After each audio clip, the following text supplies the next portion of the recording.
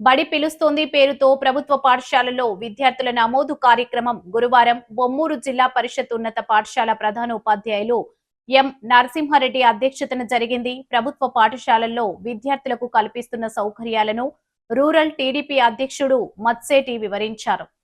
Voice 7 స్థానిక కూటమి నాయకులందరూ వెంకటగిరి కొండ ప్రాంతంలోని అన్ని వీధుల్లోనూ ర్యాలీ నిర్వహించి తిరిగి పిల్లలను ప్రభుత్వ పాఠశాలలో చేర్పించాలని కోరారు.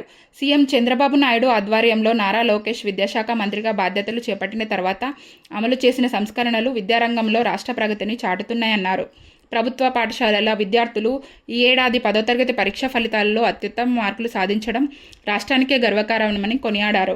ఈ కార్యక్రమంలో మత్సేటి ప్రసాద్తో పాటు పాఠశాల చైర్మన్ పితాని రాజు, ఎంఈఓ తులసిదాస్, జిల్లా టీడీపీ అధికార ప్రతినిధి పిల్లా తనుజ, పలివేల సత్యనారాయణ రాయుడు, సునీల్, కోటపల్లి అమ్ములు, పేట వీరలక్ష్మి, శ్రీనివాస్, సంబారి సతీష్, జన సైనికులు Addala Srinivas, school committee vice chairman Palleda Naidu, Kota Durga, Chanti, Sai, school ఉపాధ్యాయులు, అంగన్వాడీ టీచర్స్ తదితరులు పాల్గొన్నారు.